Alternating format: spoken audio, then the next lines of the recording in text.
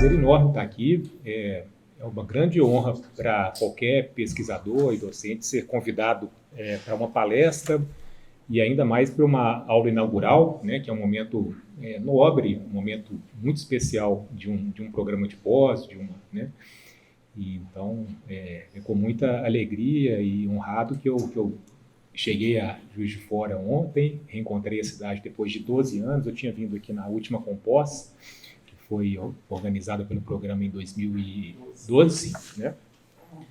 E conheci o novo prédio agora, confesso que eu fiquei com um pouquinho de inveja, aquela invejinha do bem, assim, porque nós estamos precisando de um prédio novo lá na UFMG, na comunicação, e não tem a menor perspectiva disso acontecer, então aproveitem também esses momentos aí de né, renovações para que, enfim, os novos desafios sejam encarados, né? Muito obrigado pelo convite, né? Nominalmente, assim, primeiro a professora Kerli que fez um contato comigo e estendo também um agradecimento ao professor Eli, os dois que estão lançando livros aí hoje, né? Acho que são marcos importantes para o programa, essas publicações, o ingresso de algumas discussões, acho que tem afinidade com as coisas que eu vou dizer aqui hoje, também com uma nova frente de pesquisa do programa, ou uma frente reforçada, né? Agradeço muito a professora Cláudia pelo esforço para trazer aqui, em nome de quem também eu cumprimento as demais autoridades. E também mando um abraço, né, e uma saudação aí aos colegas docentes que eu já tive contato em algum momento, professor Paulo, que estava ali, professora Thelma e outros que ainda vão encontrar aí. Bom, quando Kerli me convidou, o nome que estava ali esboçado tinha alguma coisa de algoritmos, de plataformas e de transdisciplinaridade, né?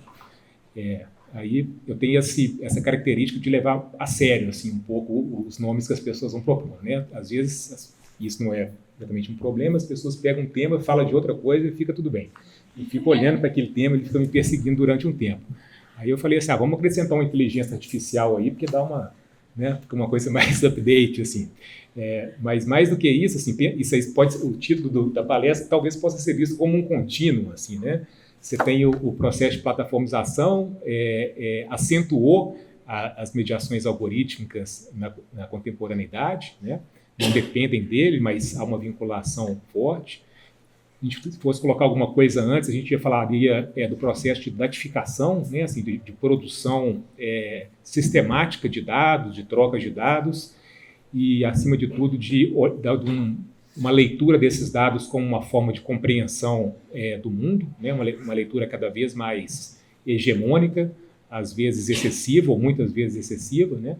Mas a compreensão de que, a partir dos dados que se constituem as plataformas, na performance dos algoritmos que vão nos trazendo recomendações, que vão trazendo seleções, filtragens e por aí vai. E esse processo vem já há algum tempo, mas de forma acentuada nos últimos poucos anos, trazendo uma nova fase desse processo de inteligência artificial. E, bom, aí eu fiquei pensando ali, né, o que viria depois, assim, se for essa escadinha, não sei, né, uma interrogação do ponto de vista tecnológico, há novas fronteiras, mas eu fico pensando também a desafios de civilização, no fundo, aí. Talvez chegue aí a questão de fundo da minha fala, né? Então, acho que esse processo de plataformização aí nos traz questões que só podem ser vistas de forma transdisciplinar, né? E aí eu acho que a comunicação sai um pouquinho na frente, se é que isso é uma corrida, né?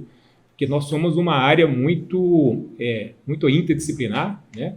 Isso pode ser visto do ponto de vista negativo, de uma certa fragilidade da sua especificidade, né?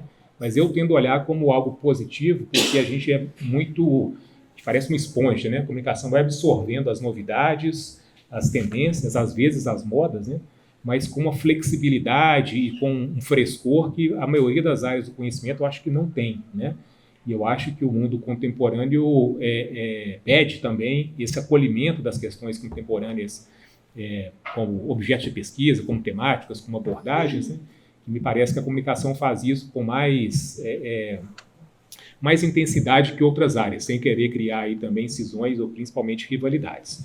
Bom, vou pedir para a Suzana, então, passando para mim, onde que ela está? Só para eu... Lá em cima ou aqui embaixo? Tá, então vou fazendo assim, tá?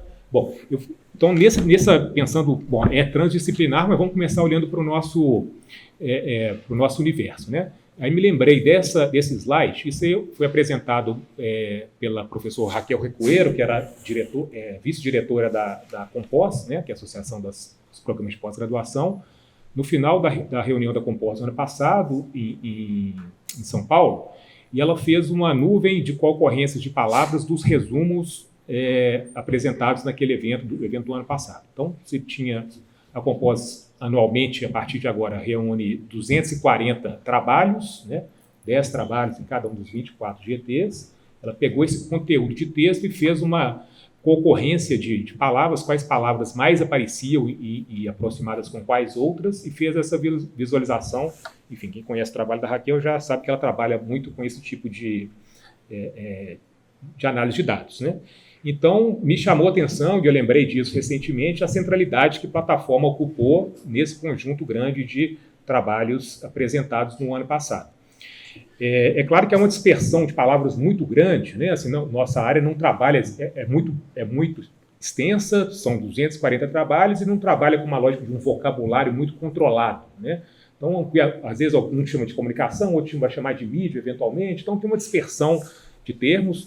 A intenção aqui não é de modo algum criar algo muito sistematizado, mas chama atenção ali, e aí as cores indicam, não sei se vai dar para ver as cores aí, mas elas indicam clusters, né? Assim, agrupamentos, palavras que estão mais próximas umas das outras. Especificamente plataformas, ela está no centro, então isso indica uma certa interligação dela com os demais temas, mas ela, por exemplo, dialoga com aquele cluster mais acima ali, que tem a palavra digital, que é óbvio, mas ele tem um caminho. Plataformas, análise, desinformação, democracia. Aqui eu não consigo ler aquela outra.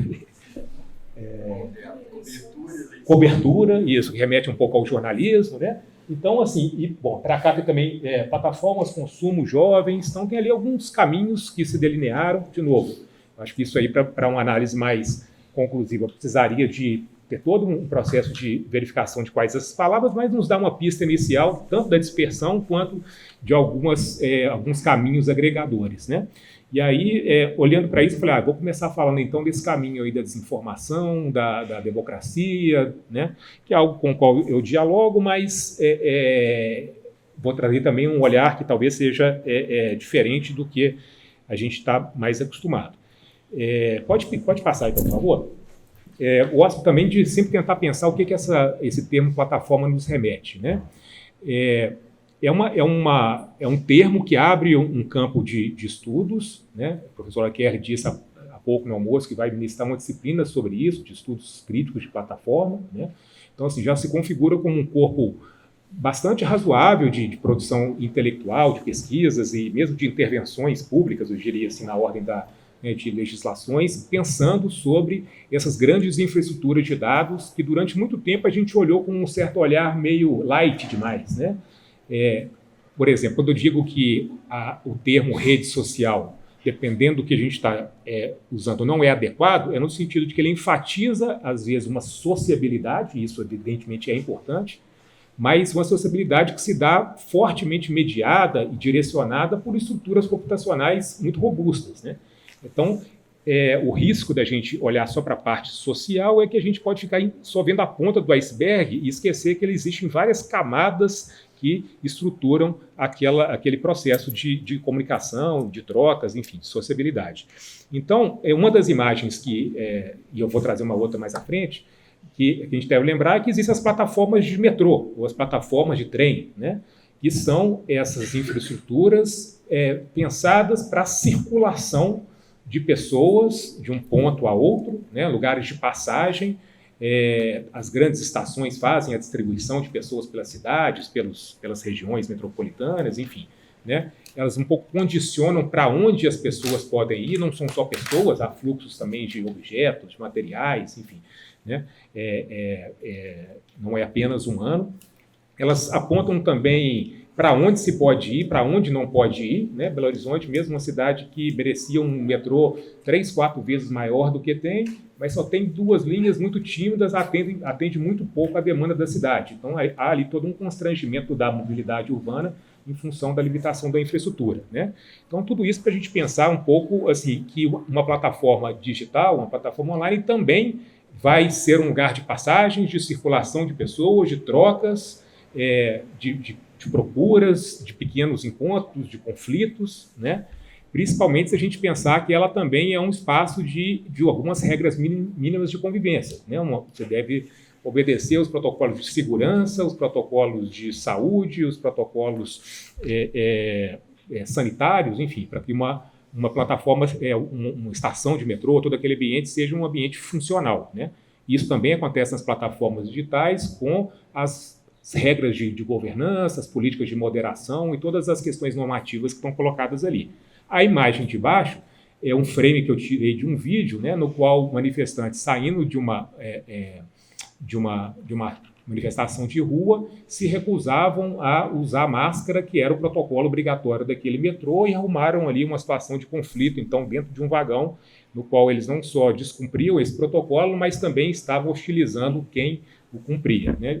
Então, mostra também, e aí eu acho que a gente esbarra no tema da desinformação, né, assim, como é que as plataformas como lugares de encontros, não necessariamente encontros saudáveis, encontros em que há atritos, em que há conflitos, em que há divergências de pontos de vista, né, e, ao mesmo tempo, uma necessidade, de algum modo ou de outro, de achar um modo de conviver naquele mesmo ambiente, naquele mesmo espaço, assim como nas diferentes plataformas aí de mídias sociais, a gente vai tentando conviver uns com os outros, né? Com a diversidade, com as polarizações, com as radicalizações e por aí vai, né? Bom, então essa imagem é mais para a gente poder aquecer aqui um pouco de por onde passa a ideia de plataforma, né? Pode passar, por favor. Isso. Bom, essa imagem, gente, a fala vocês vão ver, assim, ela vai trazendo basicamente imagens, tá? Eu acho que tentando que a gente tenha um raciocínio menos verbocêntrico, embora a minha tendência seja falar bastante, e que é uma coletânea de referências, assim, que vem de vários lugares, não é exatamente um pensamento, como eu disse, a partir do tema, vou vendo o que me ocorre, vou juntando um monte de cacos de ideias e tento aqui estabelecer alguma coisa que espero que tenha início, meio e fim, né? Essa é uma imagem que eu tive contato recentemente de uma nova orientanda de mestrado, que é uma capixaba, a Renata. Ela fez o mestrado, a graduação dela lá no LABIC, na UFES, e trabalhou com os grupos de antivacina do Telegram, né? Então, ela fez uma grande coleta de dados, trabalhou com um universo de 920 canais e grupos que tinham ligação com desinformação, mapeou cerca de 160 mil mensagens que falavam especificamente de vacina, e dos resultados que ela gerou era ver que tipo de link circulava dentro daqueles grupos, né? Então, eram grupos que, as pessoas podem conversar, mas há também uma grande oferta de lugares para os quais as pessoas podem ir, né? Há ali, por exemplo, uma imagem em roxo, que é o t.me, que é links do próprio Telegram. Então, conteúdos do próprio Telegram compartilhados em outro grupo. Há também uma presença forte, importante do YouTube, né, que a gente sabe que é um desses hubs, desses pontos de encontros da internet, dos mais diferentes tipos, e não é à toa que o YouTube é um dos lugares mais vigiados hoje para essas políticas de moderação de conteúdo, tanto de extremismo, violência, quanto pela questão de desinformação. Faz isso com relativo sucesso, né? É um processo um pouco de enxugar gelo. Mas eu queria chamar a atenção para uma imagem que não vai dar para vocês lerem, mas é aquela laranjinha logo ao lado do YouTube, que é de um site chamado do Terra Brasil Notícias. Quando eu vi essa imagem, eu já logo lembrei que é um site que eu tinha feito um estudo recente sobre ele. Pode passar, por favor.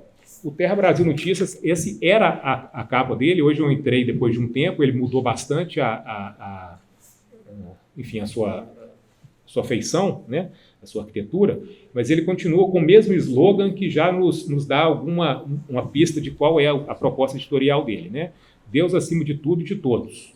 Esse site, ele foi identificado na pesquisa da Renata e foi também identificado numa pesquisa feita pela UFRJ como um site recordista de compartilhamento de links em grupos ligados, né, ao ex-presidente Jair Bolsonaro e grupos de desinformação em geral. Depende do recorte que se faz, mas há uma grande sobreposição entre esses dois grupos, né?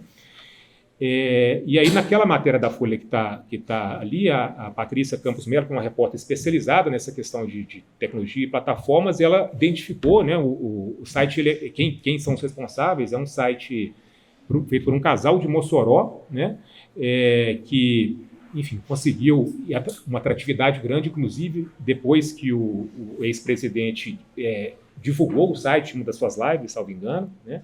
O site chegou a ter 1 milhão de acessos por dia, né, segundo o próprio editor, e ele se mantinha, também são falas do editor, com anúncios, especialmente do Google AdSense, e com uma assinatura que custava R$ 9,90 à época. Esse site foi para nós, que eu digo, aí eu estou agora me referindo a um trabalho que eu fiz com o professor Marcelo Alves, Júnior, lá da PUC do Rio, do nosso interesse comum de compreender essas infraestruturas de desinformação, mas ligada à questão dos anúncios, dos financiamentos dessas infraestruturas, né? Então, se um site como este, e existem vários outros, ele existe, ele é viável, ele é lucrativo, é porque é possível inserir neles anúncios, né, que são vinculados, sobretudo, à infraestrutura da Google, e muito mais do que essas assinaturas que eu disse agora, né? Então, Marcelo é especializado nisso, especializado em métodos digitais. Ele fez um script e pode passar para você. A gente conseguiu mensurar algumas coisas sobre esse site que diz um pouco desse lugar que eu estou querendo levar o nosso raciocínio, né? Foram 95 mil, pouco mais de 95 mil anúncios exibidos nesse site durante o mês de outubro de 2022. Tá? O mesmo período que Renato estudou lá no Telegram, e, de alguma medida, o mesmo período que, imagino eu, motivou os pesquisadores da Composa a propor um artigo sobre plataforma, desinformação e democracia no início de 2023. Né? Estou tentando pegar aqui, então, há um ano e pouco atrás, qual era ali o que estava acontecendo naquele momento e quais os diferentes modos que a gente pode abordar esse fenômeno, né? Então, sendo rápido ali, né, assim, esse artigo já está disponível, depois, se alguém quiser, ele foi publicado nos anais da Associação de Pesquisadores da Internet. A mídia programática com maior presença é uma pouco conhecida para nós, que é chama MGID, né? Ela é de anúncios nativos. Você talvez já tenha visto nas páginas noticiosas. Às vezes aparecem uns blocos de informação que emulam notícias. O Tabula talvez seja o mais famoso desses, né? Então, são grandes frames de informação que são encaixados em sites noticiosos e que querem nos levar a outras páginas emulando uma notícia. Inclusive, está em sites bastante tradicionais da imprensa brasileira, né? O Estado de Minas mesmo era um que tinha isso até pouco tempo atrás, não sei se tirou, né? Tinha parceria com esse tipo de empresa, que fundamentalmente clickbaits, né? Assim, tentando te levar para páginas que têm um atrativo muito imediato, muito forte, né? Então, essa página do Terra Brasil Notícias exibia um grande volume desses anúncios, que eram, a gente vai ver daqui a pouco, financiados por empresas, inclusive, grandes, né? E, em segundo lugar, vinham os anúncios que eram gerenciados pelo Google Ads. Esse a gente tem mais informação, porque é feito por uma gigante da tecnologia, né? E as políticas do Google Ads claramente dizem que não podem, vou ler aqui, né? Não podem veicular anúncios que estão vinculados a sites que têm conteúdo não confiável ou prejudicial em questões de saúde, clima, eleições e democracia, né? Mas é um processo sobre o qual a Google não tem um controle, claro, porque é um volume né, enorme, mais do que o volume, um nível de fragmentação, né, de temas, de anúncios, de sites e de modos de cruzamento de dados que torna inviável esse cruzamento ser efetivamente, essa restrição, desculpa, né, ser efetivamente implementada. Os anúncios que apareceram ali, né, pode passar, por favor. Isso. Bom, quem são esses anunciantes, né? De cara nos chamou a atenção uma presença forte da Smart Fit, né?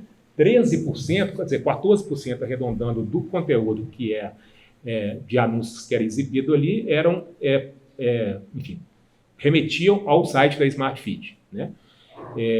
E uma presença também não desprezível de duas grandes montadoras de veículos, a Nissan e a Fiat, que também tiveram seus produtos anunciados, né?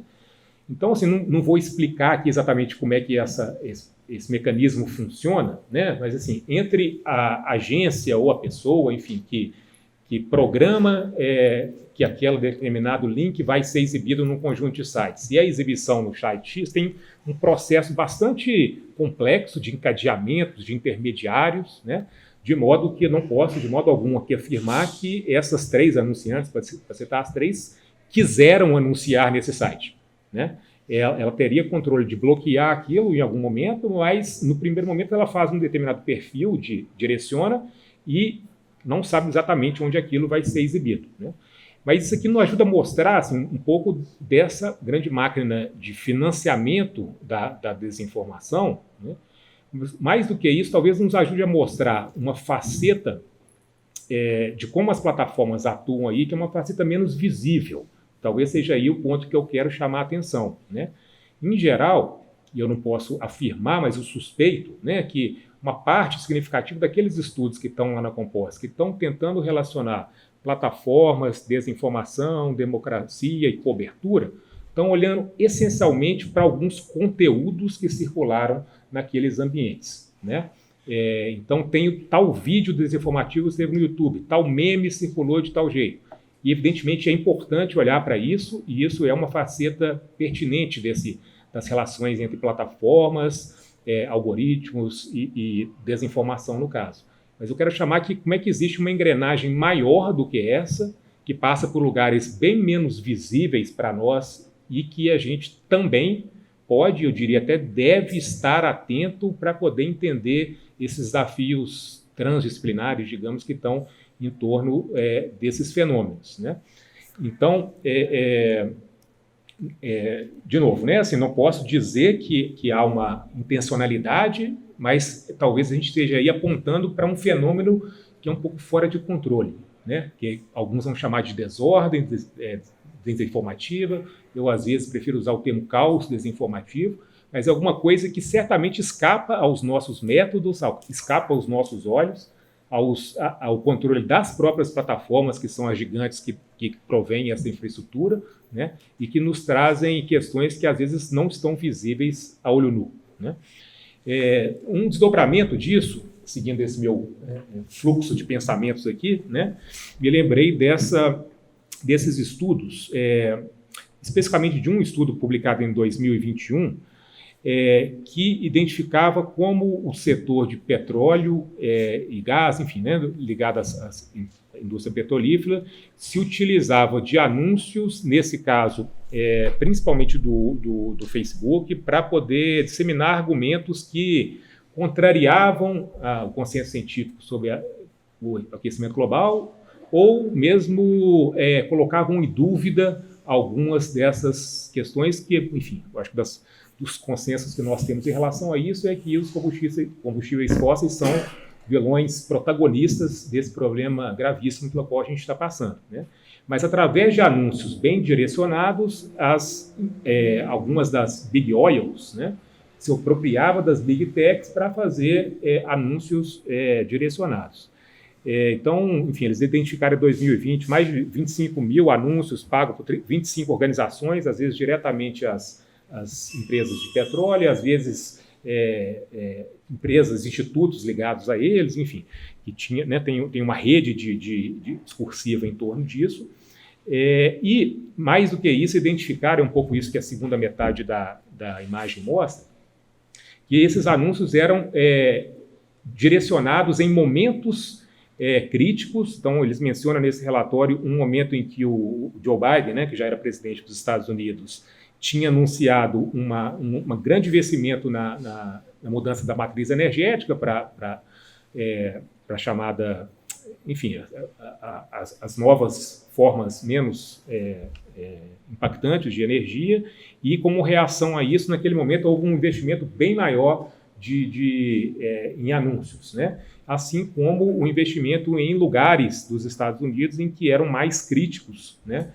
Tanto regiões produtoras de petróleo como regiões mais atingidas pelo petróleo, como o Alasca. Então havia aí um direcionamento, um planejamento de onde esses anúncios iam aparecer para tensionar, deslocar ou causar dúvida ali em relação a essa temática, né? Então, pode passar, por favor. Isso nos leva talvez ao centro do meu argumento, assim. Então, voltando, né, a gente estava falando de plataformas, desinformação, pegando aquele fiozinho da meada, democracia, cobertura. Eu fiz alguns deslocamentos aqui para modelos de negócio, né, que são os anúncios, falei um tanto de infraestruturas, né, robustas que estão por trás disso, e isso me traz, então, a um argumento, e esse aqui uma citação de um artigo que eu publiquei recentemente num livro da Intercom, em que eu vou tentar colocar parâmetros para discussão entre o que eu chamo de plataformas infraestruturais e dinâmicas desinformativas, né? Então, tanto tentando deslocar a discussão de desinformação para uma ideia de dinâmicas desinformativas, para entender que mais do que o conteúdo desinformativo, a gente não deve se preocupar apenas com o conteúdo desinformativo, mas com dinâmicas de circulação, de publicação que causam efeitos desinformativos, né? E com essa ideia de infraestrutura, né? Então, não vou ler tudo, mas assim, o que eu estou argumentando aqui é que empresas como a Meta, Facebook e Alphabet, Google, né, elas devem ser compreendidas a partir da sua expansão e complexificação das suas bases, né, como plataformas infraestruturais, como plataformas, então, que mais do que serviços específicos, elas estão compondo um agregado de mediações que as transformam em verdadeiras infraestruturas, né? A partir da qual se dá, bom, nosso consumo de informação, a nossa sociabilidade, nosso consumo de produtos, o nosso Android, os nossos celulares quase todos funcionam no Android, que é uma plataforma da Google, o que já nos dá uma infraestrutura comum bastante robusta para quase tudo que a gente faz no celular, tudo, né, na verdade. Então, esse processo é caracterizado, né, segundo esses autores, pela monopolização, que é descentralizada e integrada ao mesmo tempo, né? São esses mecanismos bastante sofisticados. Isso acontece em vários lugares, mas há uma integração técnica que se dá em torno dessas infraestruturas que monopolizam esses fluxos. E essas empresas as Big Tech vão se consolidando como pontos obrigatórios de passagem. É virtualmente impossível a gente fazer uma série tá bom? Uma série de atividades sem passar por uma delas ou por várias delas, né? Mesmo que a gente não saiba.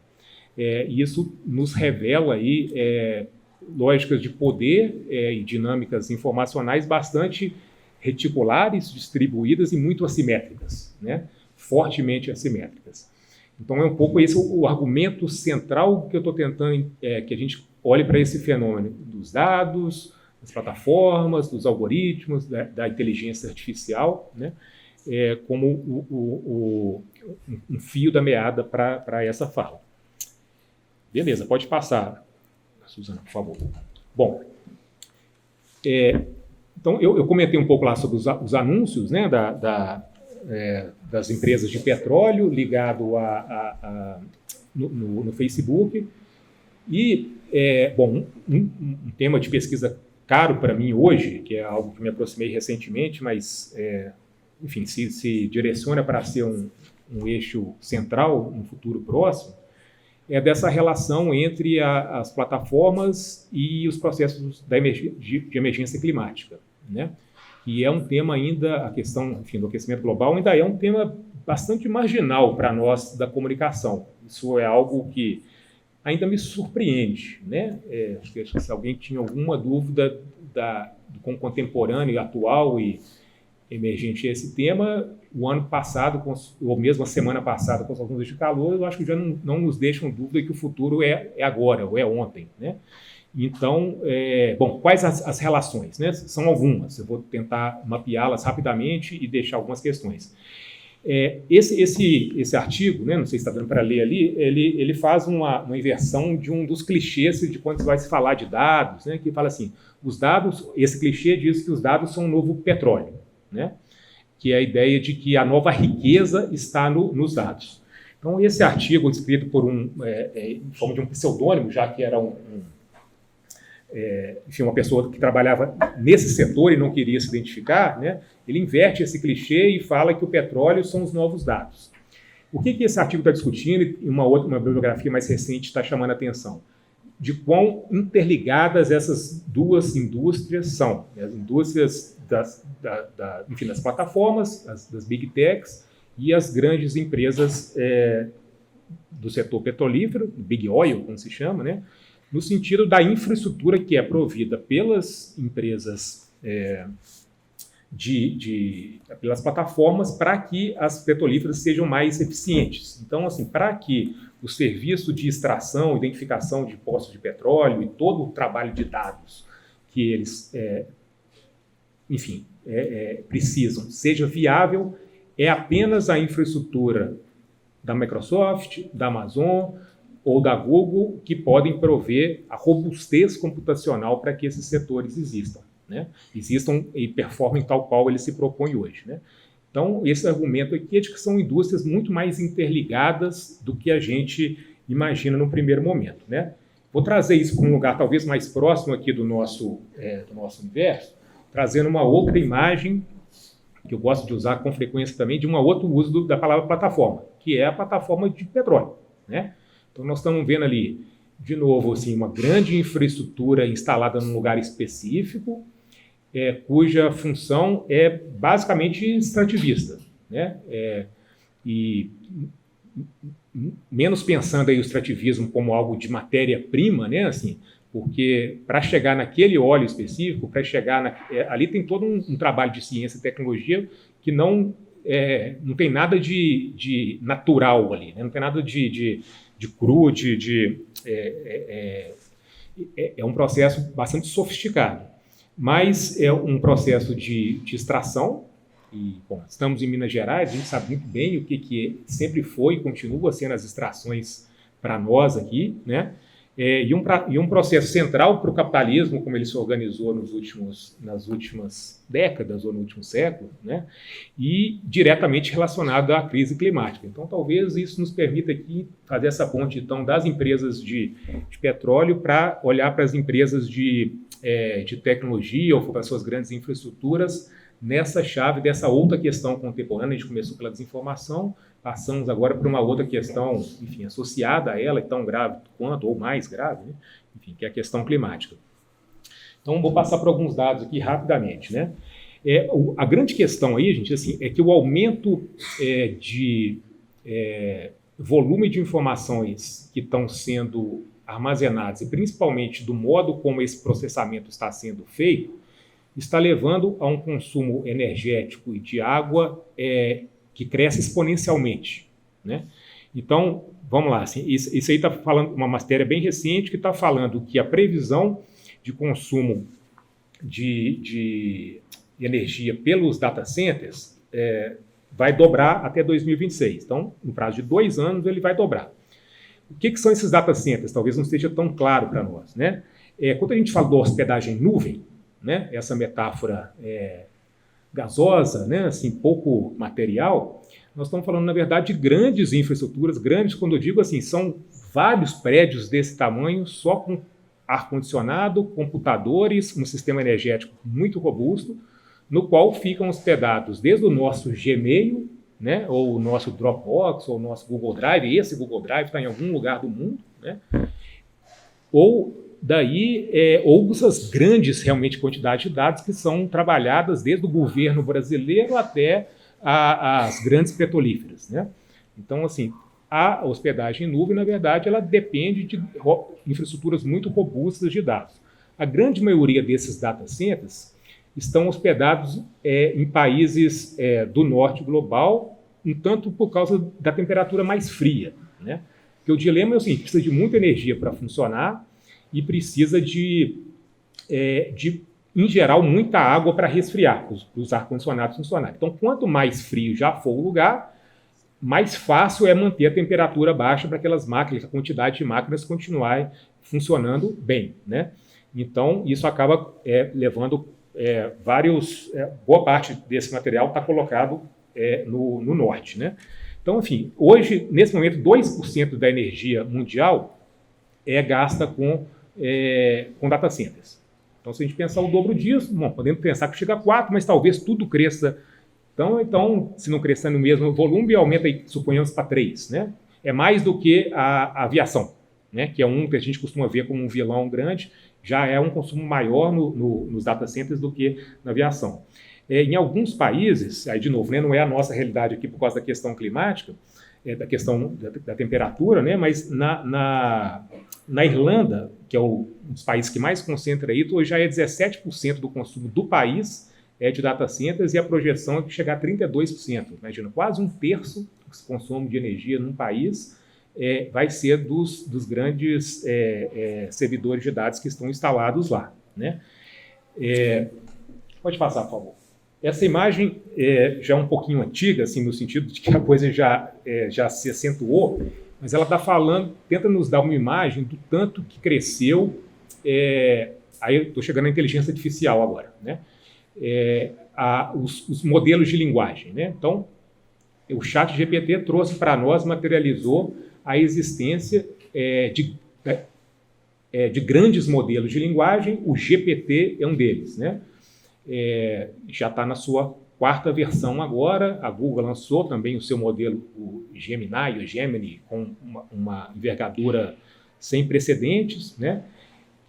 O que está em jogo aí é que a cada versão desses grandes modelos de linguagem, há um aumento exponencial do número de parâmetros que ele tem, assim, o número de dados que foram cruzados ali, exponencial na casa assim, de passar, um exemplo aqui, a versão 1 de 2018 do GPT tinha 117 milhões de parâmetros. A versão 3 tinha 175 bilhões, que foi lançada 4 anos depois.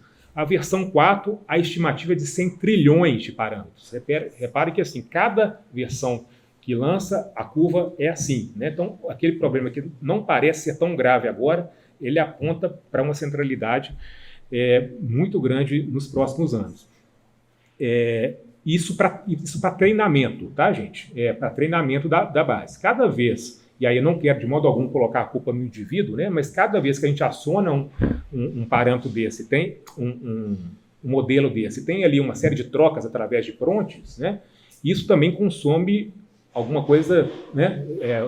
Eu não trouxe o dado aqui hoje, mas parece que se você troca 20 prompts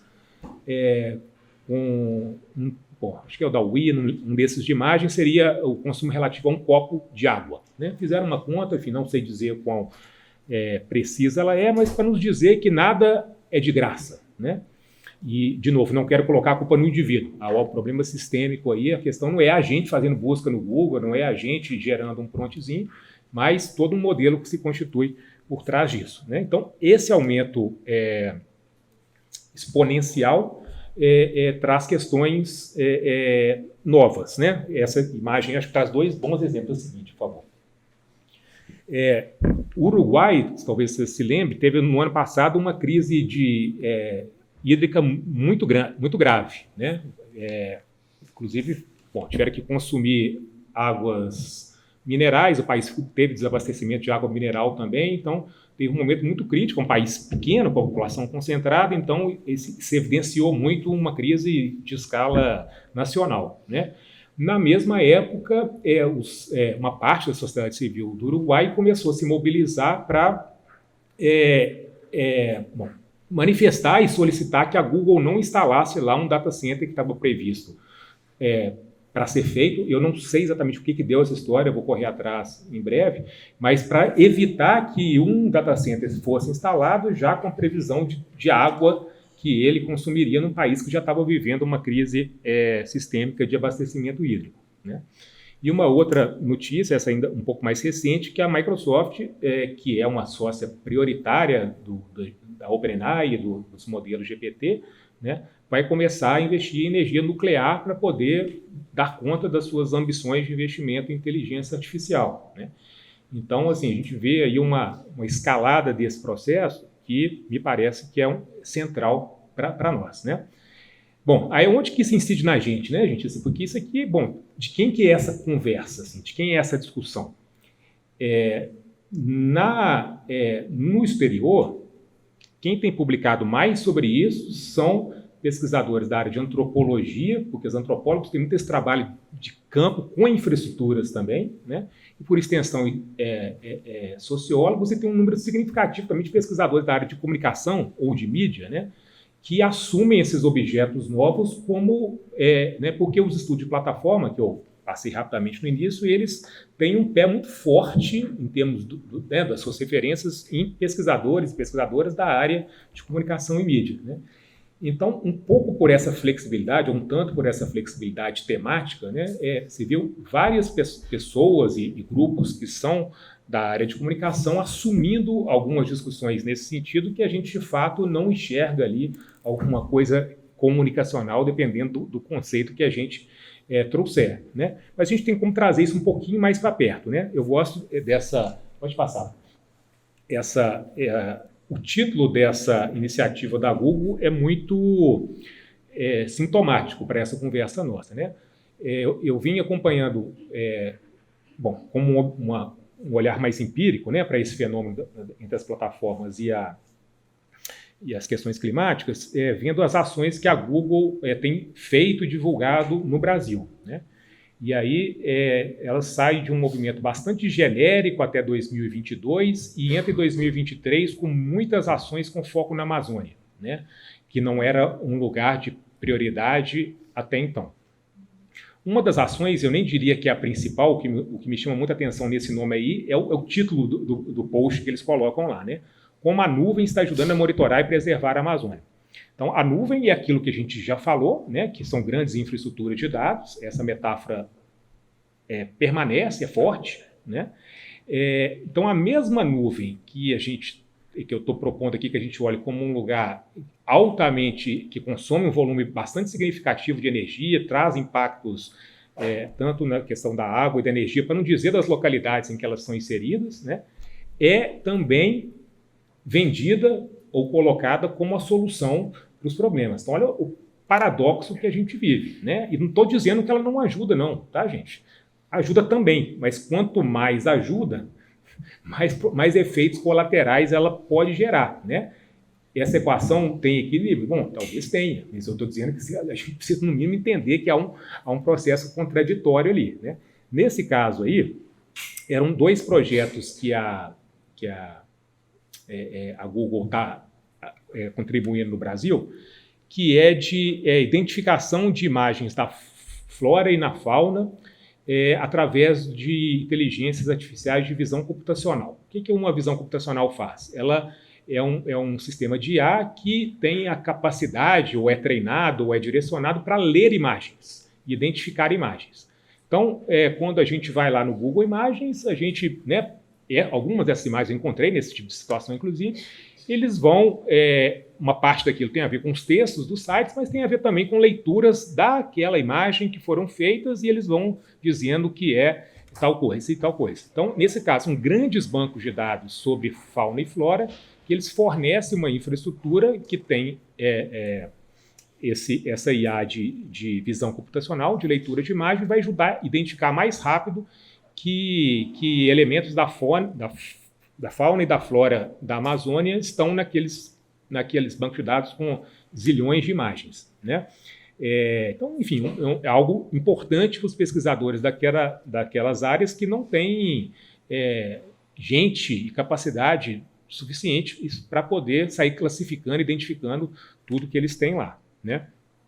Então, assim, repare que nós estamos falando aqui de um processo de identificação de imagens, né? Alguma coisa que eu acho que já traz para a nossa universo. Nós falamos ali do texto verbal, agora das imagens, num processo de leitura, no sentido ampliado dessa palavra, de leitura, né? Dessas imagens por interfaces, por sistemas de inteligência artificial, inseridos num contexto de grandes cooperações entre a Google e essas empresas. Uma delas é a Associação Onça Safari, que faz monitoramento de onças na Amazônia, e produz uma quantidade absurda de imagens que ficam tentando ver por onde as onças estão passando e não tem condição de ficar assistindo horas e horas e horas e horas de vídeo para saber por onde as onças passaram. Eles criam lá um mecanismo para poder tentar acompanhar e monitorar o caminho delas, né?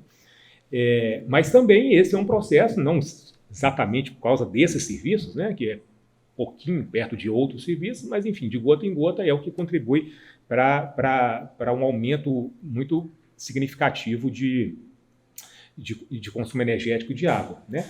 E aí, por fim, um exemplo que às vezes é de tão familiar para nós a gente não reconheça, né? Mas que a gente talvez tenha uma conexão aqui com o chão, né? Para onde a gente está, todo mundo já deve ter visto que para a gente acessar o nosso Lattes, ou o Lattes de qualquer pessoa, a gente tem que colocar um reCAPTCHA, né?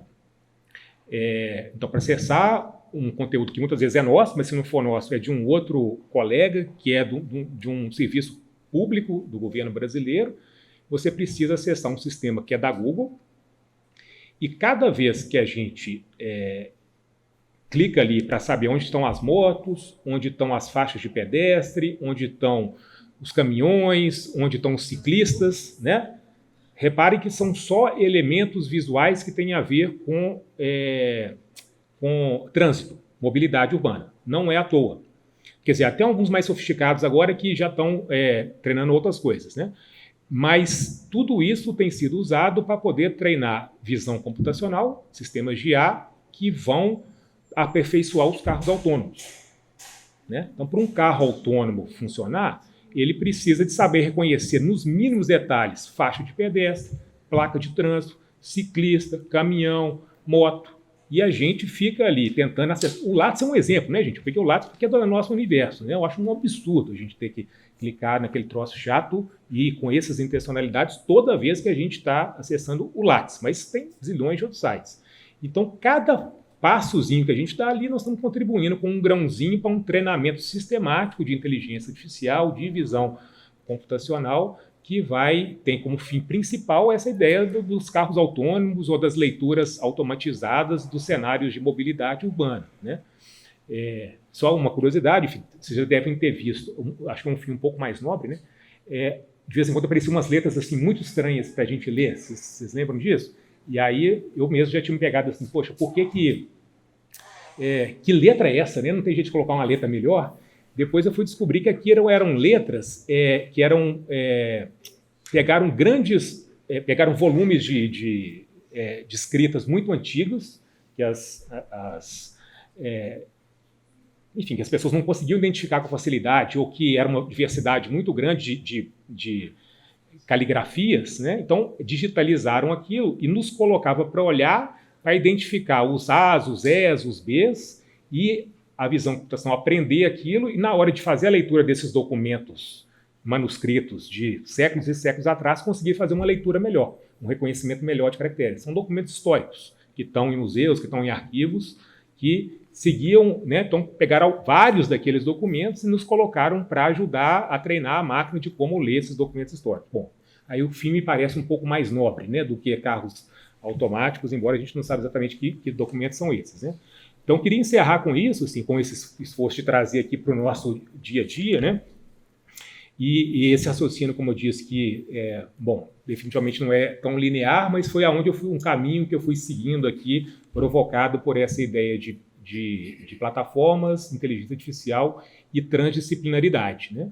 Passei aqui por desafios que eu tenho certeza que transcendem muito a comunicação, mas eu também tenho certeza que a gente é cara de pau o suficiente para poder bicar essas coisas todas, se interessar por isso tudo, né? E conseguir muitas vezes trazer à tona questões que colegas de outras áreas estão muito fechados nos seus lugarzinhos e não conseguem ver, né? Um pouco dessa provocação que eu deixo, então. Muito obrigado.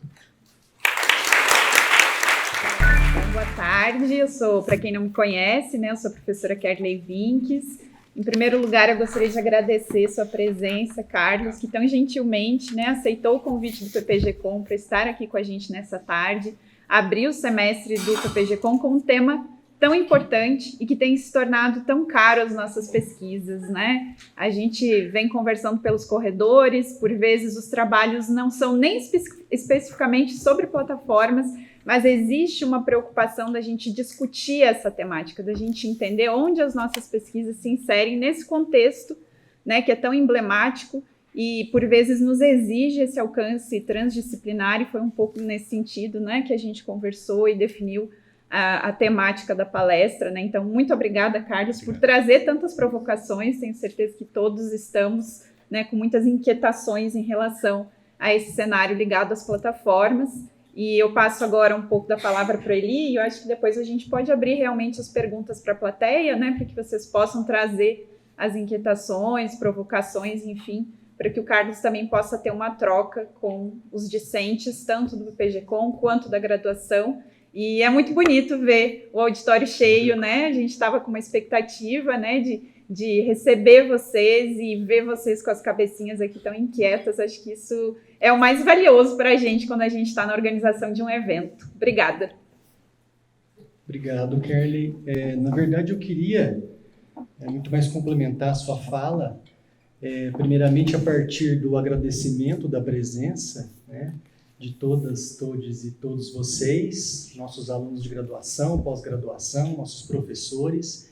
É muito honroso para a gente, né, dividir uma mesa com os colegas e com os nossos tão queridos discentes, e hoje, né, com o professor Carlos D'Andrea, que nos brinda com a sua presença aqui e com essa palestra muito instigante, né, reforçando essa perspectiva transdisciplinar, né, a necessidade da transdisciplinaridade, sobretudo na abordagem desses fenômenos contemporâneos. Então, complementando a fala da Kerly, eu já gostaria, né, de começar, de dar, né, a largada para as perguntas, né, e eu queria fazer duas questões para você, Carlos.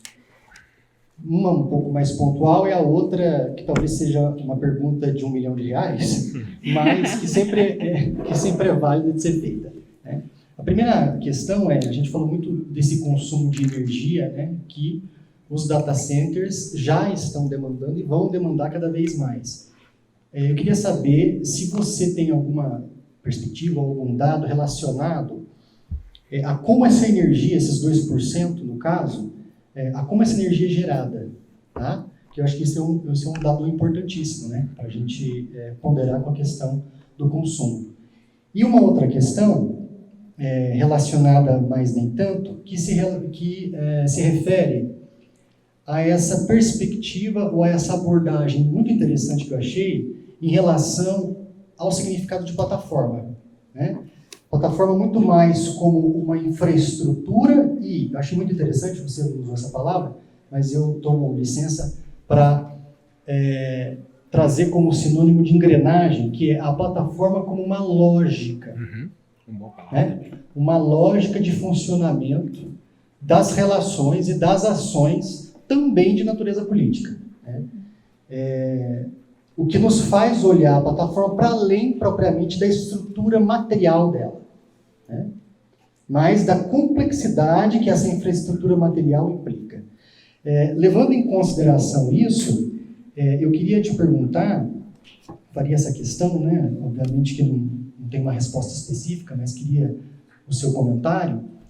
Como é que você vê aí, já que se trata de uma engrenagem, né? E uma engrenagem implica aí um sistema mecânico com poucas possibilidades de fuga em relação a essa lógica, como é que você vê hoje possibilidades de resistência ou mesmo de obliteração dessa engrenagem?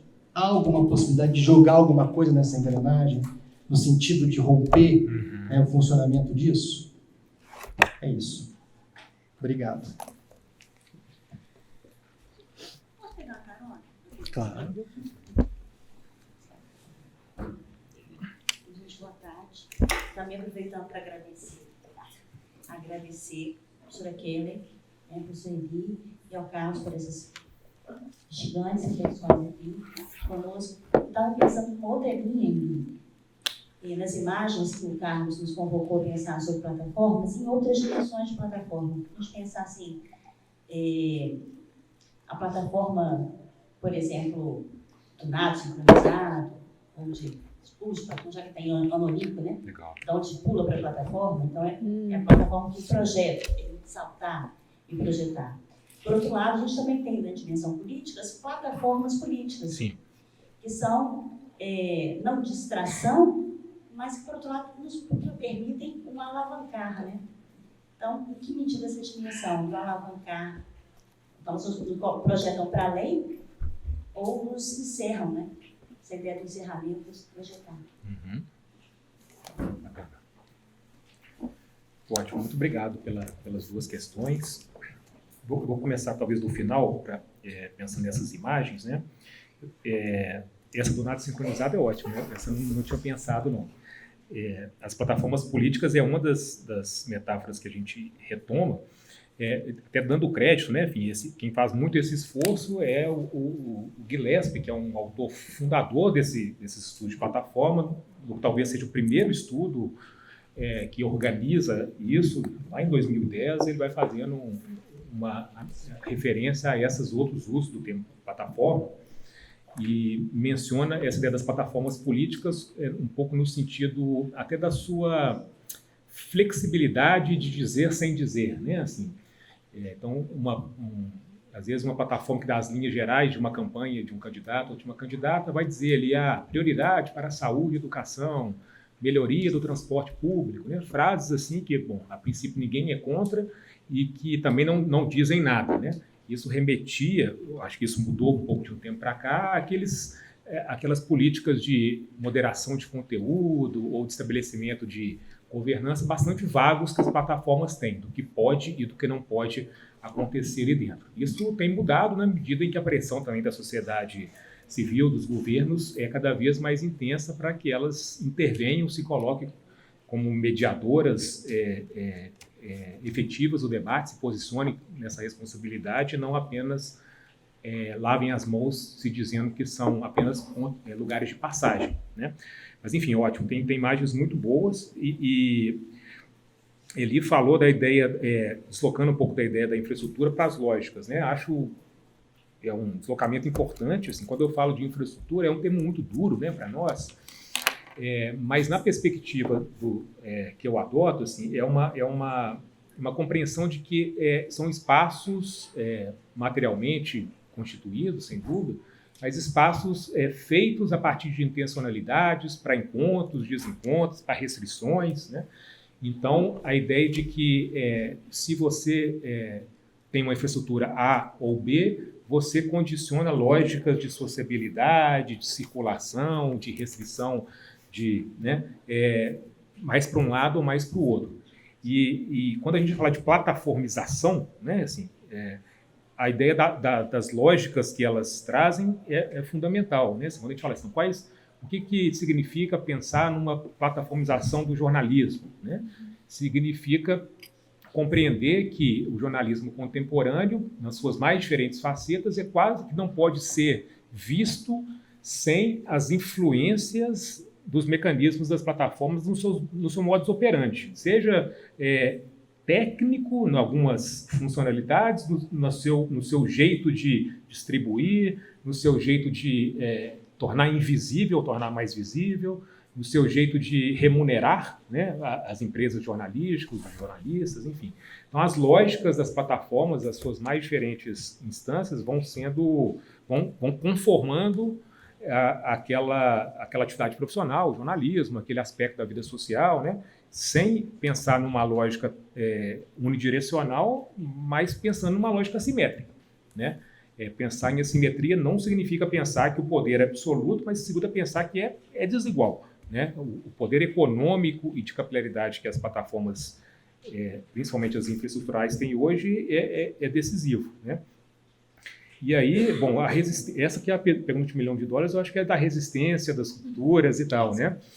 Que de fato, se a gente entende as plataformas diretamente ligadas às lógicas capitalistas, né, e às dinâmicas de poder atual, a resposta mais realista, eu diria, que não há fuga, né, assim, porque a gente está enredado, pode ser na periferia, no centro, mas qualquer esforço de resistência, ele opera também como parte do mecanismo de poder, né, o que nos coloca numa situação individual ou mesmo de grupos menores às vezes de muita impotência, né? Assim, de muita, mas não é esse também, enfim, não é essa fala ou esse recado que eu quero trazer, na medida que eu acho que na vida cotidiana e nos pequenos arranjos, essas resistências, essas oposições, elas são muito possíveis, né? Me parece que compreender que esse poder das plataformas e essa agência muito intensa, ela tem uma relação forte com as questões climáticas, acrescentam um nível de complexidade, de agravamento, porque aí talvez a gente esteja lidando com o problema mais complexo que a gente tem hoje e daqui para frente, né? Então, porque qual que é a solução? Eu vou parar de usar o serviço A, B ou C, né? Mas individualmente isso não resolve nada, né? Então, não tenho a solução, mas também não sou pessimista ou determinista de achar que as pequenas posicionamentos locais, individuais, de pequenos grupos, de dizer que eles não fazem diferença. Eu acho que eles fazem. E as transformações vão acontecendo por ali, né? Uma transformação sistêmica, eu acho que ninguém tem isso como alguma coisa factível com um cenário visível. Mas há enfim, eu acho que não nos deve colocar na posição de dizer, então não tem o que fazer, né? Vamos aderir cegamente, né? Também não é por aí.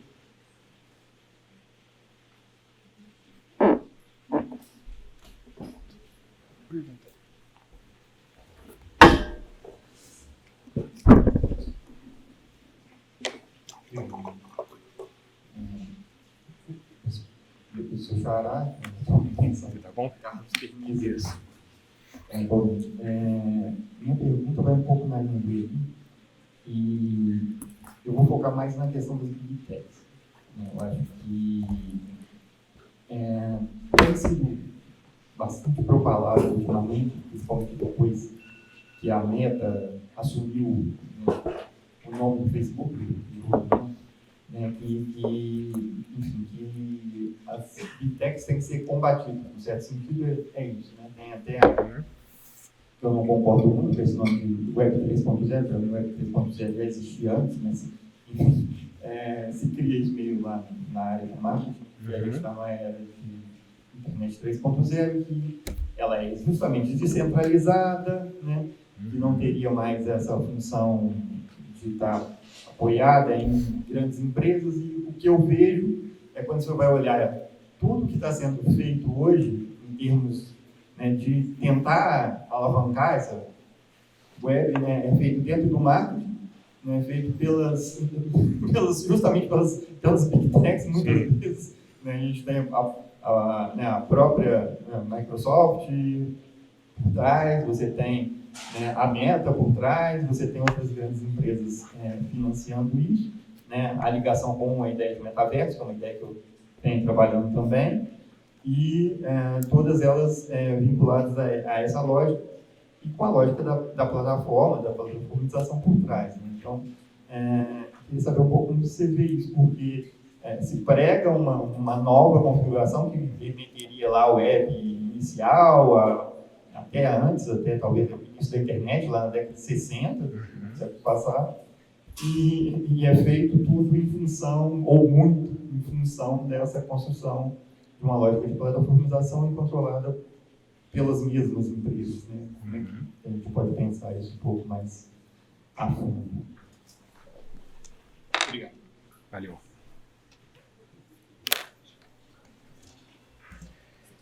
Eu acho que eu vou comentar esse aspecto, Carlos, falando de uma discussão que tem sido cara para mim, acabei não tocando nela hoje, que é a ideia dos imaginários que essas plataformas ainda, eu digo ainda, talvez, que elas alimentam e sobre a qual elas se mantêm, né? Assim, quais as visões, as perspectivas de futuro, quais os valores que elas acionam para conseguir se justificar, né? Eu digo talvez menos entre governos, mas mais nessa nossa percepção cotidiana de que elas, do que elas nos beneficiam, né? Aquela imagem ali de como a nuvem, né? Aquela frase, como a nuvem está ajudando a salvar, né? A Amazônia, enfim, uma coisa nesse sentido, ela talvez nos evoque, assim, porque você disse da Web 3.0, né? E essa ideia da descentralização, eu tendo a achar que esse é um imaginário que, assim, de que vivemos num mundo descentralizado, que um dos que entrou em crise mais fortemente, né? Assim, a Web 2.0, esse termo sim foi muito forte e hoje para ser usado eu sugeriria que fosse bem localizado, né? Ele foi um termo que agregou todas as discussões em torno de descentralização, de colaboração, de inteligência coletiva e um conjunto de outros termos bastante entusiasmados que tiveram uma força, principalmente ali na primeira década do milênio, na década dos 2000 a 2010, e tiveram fortemente ligadas a essa arquitetura de participação que permitia que cada um fizesse as suas coisas com muita facilidade, né? Estou dando um passo aqui atrás para pensar que o movimento de monopolização que isso gerou depois, talvez tragam a ideia de descentralização, torna ela um pouco mais difícil de ser sustentada, assim como colaboração, né? Mas tem outras que ainda são muito, muito fortes, né? Eu fico pensando na ideia de liberdade, talvez, que não à toa é um termo também que atravessa as questões políticas contemporâneas. Eu acho que ela ainda está associada, né, a liberdade, flexibilidade, né, autonomia para você fazer as suas coisas com menos mediações institucionais ou com outras mediações institucionais que são menos burocráticas do que aquelas que a gente tinha, que são essencialmente as estatais, né? Eu acho que aí tem um lugar sensível que essas empresas ainda conseguem se manter, né?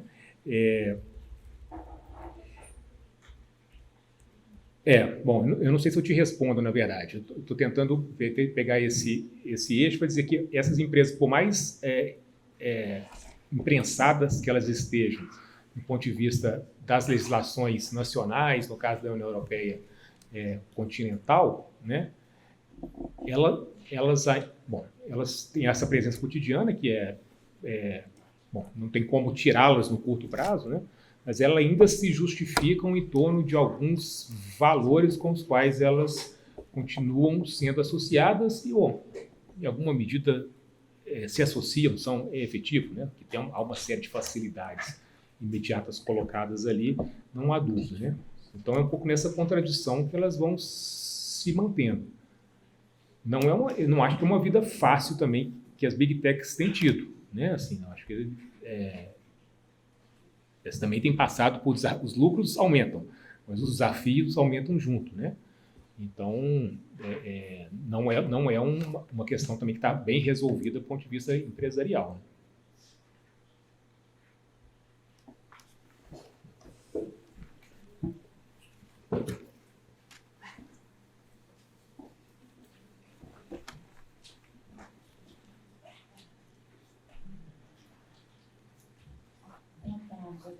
Dá para ouvir, gente?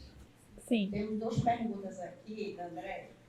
Eu queria retomar um pouquinho do que a gente estava conversando antes da sua aula e também, tomando por fio aqui o que o professor Eli falou, sobre a questão da resistência, né? Uhum. É interessante que eu estou orientando uma aluna, a Sueli está por aí, né? A Sueli está aqui. Eu quero complementar aqui sobre resistência e plataformização. Então, a gente sabe que é uma luta árdua, difícil, né? Tem vários trabalhos publicados sobre isso, a gente está acompanhando outro dia, né? A palestra do Couto, que tem o livro de dados e tudo mais, o livro dele, já está vindo outro aí, acompanhamos também, outro dia no Brasil, o Morozov também falando Sim. essa questão do solucionismo e tudo mais. Quer dizer, possibilidades, né, de resistência, a coisa não está perdida, tem aí o mastodon, e aí, como a gente estava conversando antes, que eu e a Andréia também, a gente já trabalhou muitos anos atrás com a Wikipedia, né, com a Wikipédia Resolve, um nome do outro lá no doutorado, e a gente está resgatando agora, né, como, vamos dizer assim, tipo, deixa eu colocar esses termos bem, né, no chão, tem que colocar a fórmula do bem e do mal, tem possibilidades, né? Tem luz no fim do túnel, mas é preciso, como falar também sobre a linha tecnológica.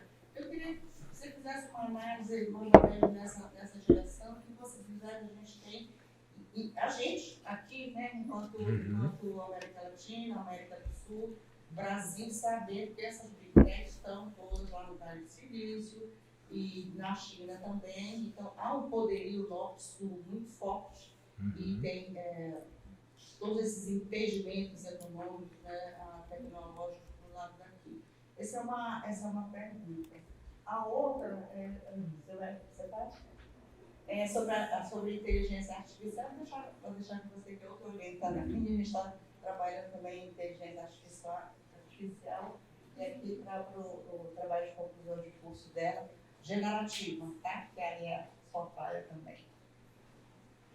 Trazendo mesmo na nossa perspectiva aqui, né, da comunicação, pensando em como que ele tem abordado a respeito de como que está sendo essa cobertura noticiosa sobre a inteligência artificial.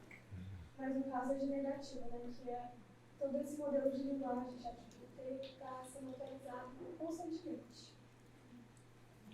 Obrigada.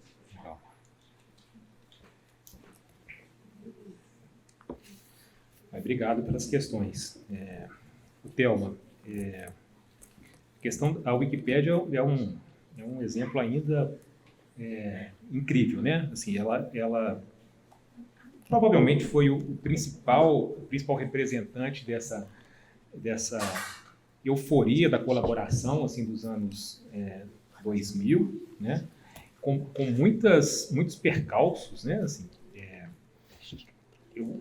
me parece que hoje falar em Wikipédia como um lugar de consulta é muito menos problemático do que era há alguns anos atrás, né? Onde a questão da confiabilidade era colocada em discussão imediatamente, né? Bom, aí eu não sei se os nossos parâmetros de confiabilidade rebaixaram, estamos menos exigentes, ou, né, se a Wikipédia que melhorou bastante. Talvez as duas coisas, né? Porque, bom, a Wikipédia, não vou explicar nem comentar os meandros, né, assim, mas a riqueza dela está na sua instabilidade, na sua possibilidade de falhar a qualquer momento, né? Então, ela opera num lugar muito limítrofe, né?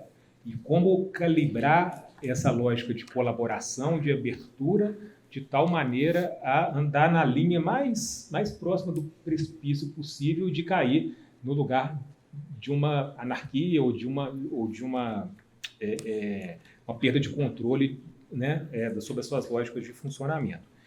E aí eu vejo um dos dilemas, eu não tenho acompanhado muito menos o projeto hoje, né, nos últimos anos, mas uma das coisas que eu olhei com mais interesse assim, é como a Wikipédia fez, e a Wikimedia em geral, né, que é a empresa, a grande instituição que está por trás do projeto Wikipédia, começou a refletir sobre que tipo de conhecimento ela estava privilegiando.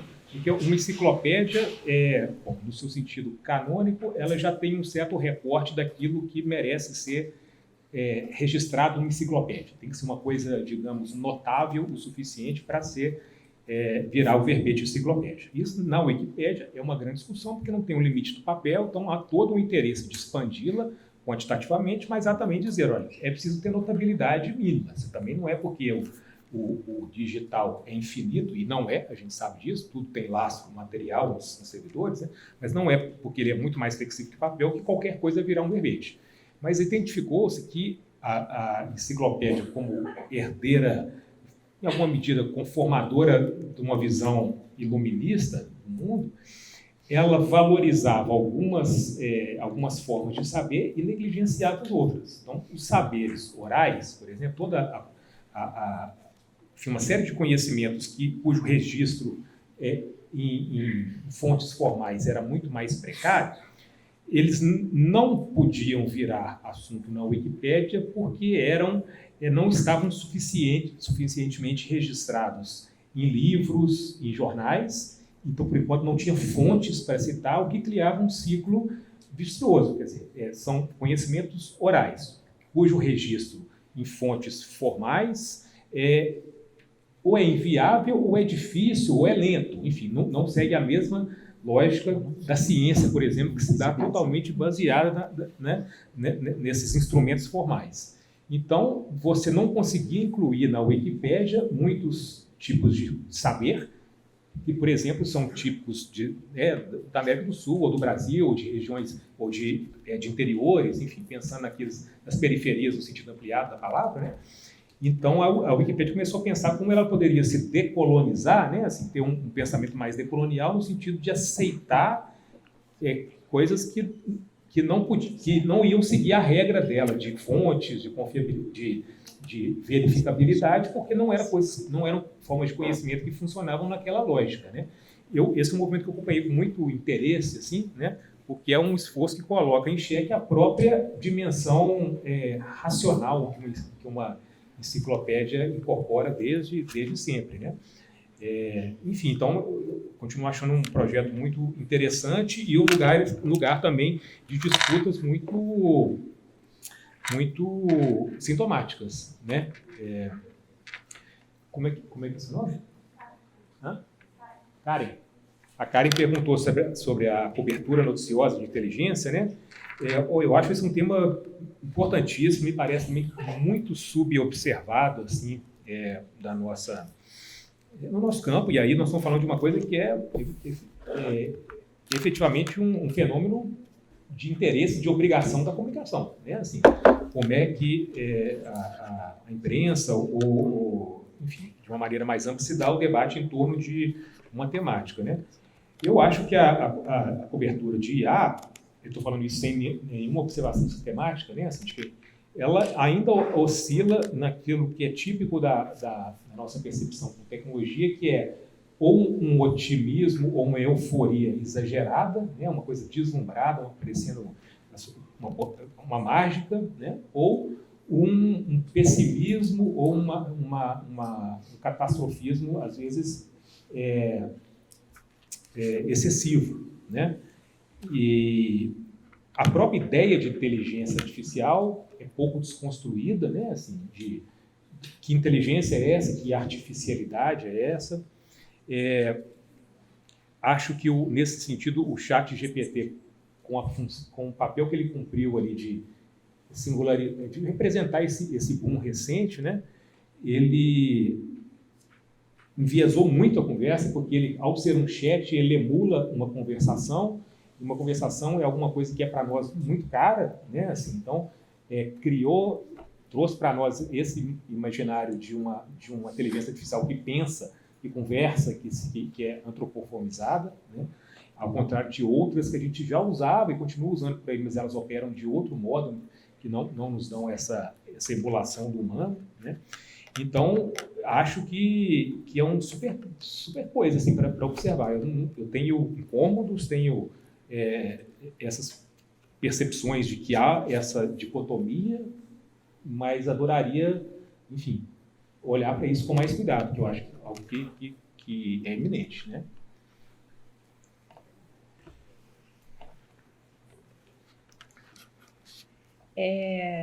Acho que agora a gente pode encaminhar para um bloco de perguntas único, né? A gente tem 4 pessoas inscritas, e aí acho que o ideal é essas 4 pessoas, né? A gente junta as perguntas, depois o Carlos tem tempo para responder e a gente fecha essa parte, infelizmente, né? Acho que está muito produtivo, a gente poderia ficar aqui horas e horas conversando e debatendo, mas infelizmente a gente precisa cumprir com o cronograma do evento. Então, Eli, você pode passar o slide.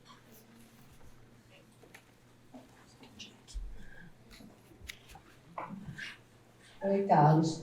Muito obrigada pela palestra. Eu fiquei muito preocupada com a questão energética, né? A gente já sabe que tem uma exploração muito grande para você, inclusive, manter, né, os nossos celulares com cor, Sim. com luz. Boa. Isso já Também, provoca, né, mineral. exploração, principalmente no Equador, né? Quem está abaixo do Equador, né? Exploração em Minas, com questões terríveis em termos de condição de trabalho, né? Para manter os nossos celulares ligadinhos. E agora eu fiquei muito mais preocupada, inclusive, com a questão brasileira em relação a recursos hídricos, né? A nossa Amazônia, já sei tão suspeito isso do Google, querendo fazer, né, um grande levantamento, uma taxidermia, né, das nossas plantas, fauna e flora amazônica, né? A gente já começa a ler subliminarmente. E no Brasil, porque outros países do mundo já estão discutindo essa questão, né? Você também mencionou aí a questão do próprio Uruguai, né, da Irlanda. E no Brasil, que tem um potencial não só energético, de geração de energia, e também um potencial hídrico, né, que são assim, inigualáveis, né? Como é que tem esse embate? O próprio Congresso Nacional tem discutido isso, as comissões do Congresso, eu não sei, né? Acho que eu não vejo na mídia, pouquíssima coisa, então eu vou ter que fazer uma busca aqui rápida, né? Pouquíssima coisa discutindo esse assunto na grande mídia, né? Estão muito fechadinhos, é isso. Muito obrigada, tá? Obrigado.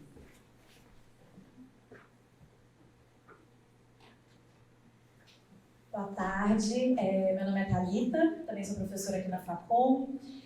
Talvez a minha pergunta vai dialogar muito com a professora Thelma e com a professora Cristina. Quando o senhor começou a falar essas questões da exploração, me lembrou muito essa discussão que está acontecendo sobre o colonialismo de dados. Então, essa perspectiva de que, fato, ainda, né, apesar de uma distância temporal muito grande, né, ainda assim somos colonizados, só que agora são os nossos dados a matéria-prima, né? Então, pensei nisso para o senhor poder abordar. E comungando junto com a Cristina também um pouco essa questão de olhar para a sociedade, né, quando alguns autores falam sobre esse fetichismo, né, que nós temos com relação à tecnologia, aonde a gente fica muito emocionado, muito encantado, e ao mesmo tempo a gente se esquece que para tudo isso funcionar, muitas colônias estão sendo exploradas, aí entra a discussão que o senhor fez da água. Sabemos que os países africanos estão sofrendo muito, inclusive no Congo agora, como está acontecendo um dilema muito grande, né? Então, talvez seria mais uma deixa para o senhor abordar esse tema. Obrigado.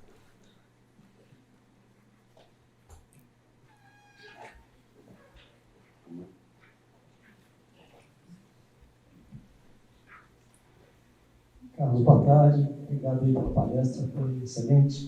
Carlos, eu queria pedir que você falasse um pouquinho mais sobre esse descompasso entre o que você chamou de imaginário e efetivamente a complexidade do fenômeno. Essa ideia, por exemplo, de nuvem, como você demonstra bem na sua palestra, está fisicamente instalado, gasta energia, gasta água. Se você fizer essa mesma estrutura, em outros campos aparecem correlatos. Hoje os economistas falam de pós-capitalismo, economia material. Na verdade, é o velho capitalismo concentrado numa etapa oligopólica transnacional de modo muito severo.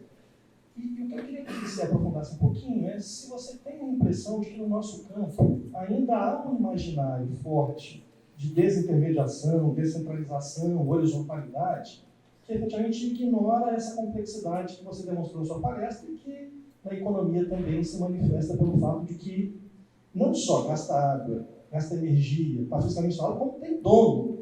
E esse dono são 4 ou 5 empresas que operam globalmente à margem, em grande medida, de regulamentação. Portanto, está faltando uma incorporação maior da economia política, da velha economia política, nos estudos de comunicação sobre esse campo.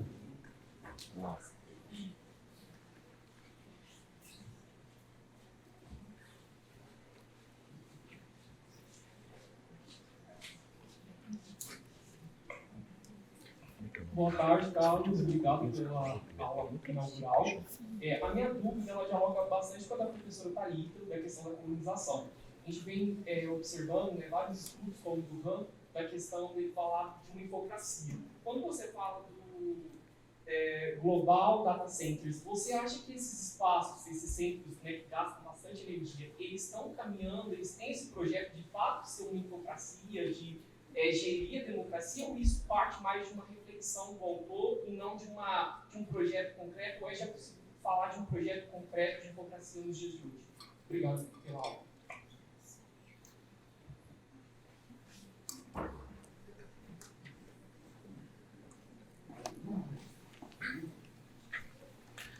Obrigado, gente. Essa sabatina é sempre difícil. Assim. Mas passando aqui também. A Cristina perguntou assim, que não tem visto as discussões. Eu estou muito impressionado também com a ausência desse debate, desde que eu me interessei mais a fundo por isso. Assim, eu tenho dito que eu não consigo identificar nada no Brasil e aí é muito ruim dizer isso, porque normalmente quando alguém fala que não tem bibliografia sobre um assunto, é porque está mal informado, né? Eu ainda não achei mesmo, nem de pesquisadores, colegas que possam estar observando nessa chave, quanto de questões, enfim, de acompanhamento de órgãos públicos, debate em parlamento, né? Deve ter alguma coisa que eu ainda não identifiquei, mas assim, também não está escancarado, né? E é um campo também um pouco novo para mim, então toda essa discussão em torno da sustentabilidade, vamos dizer assim, né? Então também eu ainda estou tateando alguns caminhos, mas efetivamente tem me surpreendido muito a ausência desse debate, né? A questão no Brasil, assim, em relação aos data centers, ela é menos, nos impacta menos porque somos um país tropical, então não é muito... ainda, né, talvez não é tão interessante economicamente instalar aqui grandes infraestruturas que vai ter um gasto muito grande energético para resfriar. Por outro lado, há água disponível em mais quantidade, menos regulada talvez que outros países, o que nos permite entrar como candidato mesmo como um país quente, né? E esse da Amazônia que você comentou também me impressionou muito. Eu fiz um primeiro estudo, que eu publiquei no início do ano agora na revista da UFMG, num especial sobre IA, que é esse panorama que eu dei. E agora estou fazendo um estudo específico sobre essas iniciativas da Google para a Amazônia, né? Mais aprofundado. E assim, isso que eu mostrei aqui de reconhecimento de fauna e flora, que não é pouca coisa, é uma iniciativa que me parece ainda assim, um pouco marginal se você pensar que boa parte dos dados de trabalho de geoacompanhamento, né, da floresta e da região amazônica está em servidores da Google. Os dados do Iamazon, por exemplo, que é uma das grandes instituições de estudo, de referência, né, de análise de desmatamento, tudo isso. Então, bom, não posso dizer que são todos, mas tem parcerias muito robustas com a Google para estarem hospedados lá. Então, eles não só têm informações sobre a nossa fauna e flora, enfim, né, mas também todos os dados de desmatamento, de conhecimento da dinâmica de ocupação daquele espaço estão hospedados nesses servidores, no caso do Google Cloud, né? Isso é um fenômeno, parece um fenômeno bastante recente, assim, do ano passado para cá, pelo menos, que essa publicidade começou a ser dada. Eu estou investigando isso ainda e vendo o que eu consigo, enfim, para falar disso com mais propriedade, ainda é um pouco eu estou tateando, né? Acho que a Thalita e o Paulo tocaram num ponto parecido, né, em torno do fetichismo e do imaginário. Eu acho que todas essas metáforas, mais do que metáforas, né, todas essas terminologias que o Paulo citou, elas caminham na mesma direção, né, de falar da imaterialidade, de esvaziar essa dimensão territorial, material, do trabalho, muitas vezes, da desigualdade, né? Bom, sobre o nosso olhar quanto campo, Paulo, correndo o risco também de generalizar, né, porque somos muitos, somos diversos, eu acho que a gente ainda está calibrando o nosso olhar para alguma coisa que não é nem aquele olhar mais ingênuo da desintermediação, né, que também talvez não precise ser ou não possa ser aquele olhar, às vezes, muito duro do que você chamou da velha economia política, né? E aí, quando eu falo isso, eu já tomei muita pancada em debate, pode ser que aconteça aqui também, né? Que eu estou querendo dizer assim, essa dinâmica de poder e de assimetria aqui, ela funciona numa lógica meu olhar é muito Foucaultiano para o poder, né? Então, assim, eu resisto a olhar a um poder muito vertical se eu vejo todos nós, de uma maneira muito distribuída, fazendo parte dessa dinâmica de poder, como sujeitos e como objetos. Eu vejo uma positividade muito grande, são benefícios um atrás do outro no nosso dia a dia que a gente tem ao operar com essas plataformas, que as instituições têm ao operar com essas plataformas, até que a Google resolva cobrar a universidade pelo caso que vocês estão passando aqui, com as questões da educação, né? Mas, assim, os benefícios imediatos, cotidianos, e eles são muito concretos também. Então, acho que é uma dinâmica de poder que opera de uma maneira mais sofisticada do que, muitas vezes, o olhar da economia política vertical quer colocar. São debates muito bons, que eu não tenho muito medo de fazer, mas também não gosto de me arriscar muito, porque, bom, eu tento beliscar o que está na economia política, mas eu não sei se o pessoal que está na economia política tem muito interesse de entender de um lugar que eu estou tentando falar, né? E eu acho, então, que o nosso campo está ainda tentando equalizar um olhar que seja nem tão duro, nem tão determinista em alguma medida e nem tão ingênuo. Então, enfim, eu acho que é o desafio que está dado, né? E eu como Kellen colocou, e eu falei um pouco também, assim, isso, gente, isso está em tudo, assim, né? Não é se há alguma dimensão, e sempre há uma dimensão midiática, tecnológica, material, que atravessa as questões que estão, há ali uma lógica de poder que não deveria ser invisibilizada, né? Ainda que não seja o cerne da sua pesquisa, do seu olhar, né? Então, acho que é alguma coisa que a gente está, enquanto campo, cada vez mais interessado e tentando equalizar um olhar. Então, eu não vejo com pessimismo, não, sabe? Eu acho que estamos avançando, né? A questão da infocracia, perguntou, eu estou pouco familiarizado com esse conceito do RAM, né, que você citou. Eu tendo a olhar isso menos como um projeto de poder grande, assim, como objetivo inicial, e mais como um capitalismo baseado nessa lógica, né? Assim, então, o termo capitalismo de plataforma, ele é bom se a gente não se acomodar com ele, né? Assim, se a gente não... porque às vezes o problema de a gente falar capitalismo é que ele parece que ele resolve uma questão. Na verdade, não. Ele abre uma discussão, né? E quais são as engrenagens com as quais esse capitalismo se constitui, né? Então, eu acho que é uma lógica de poder, de ganhos e de exploração que é absolutamente... que é centrada num modelo de mundo, né? Num modelo de desenvolvimento, numa visão de mundo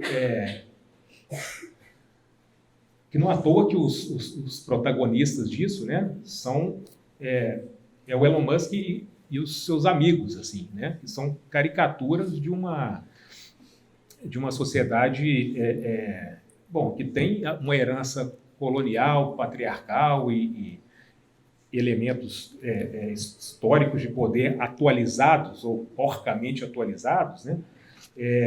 E que tem nessa ânsia de mais poder e de uma suposta genialidade de achar as soluções através da tecnologia, né?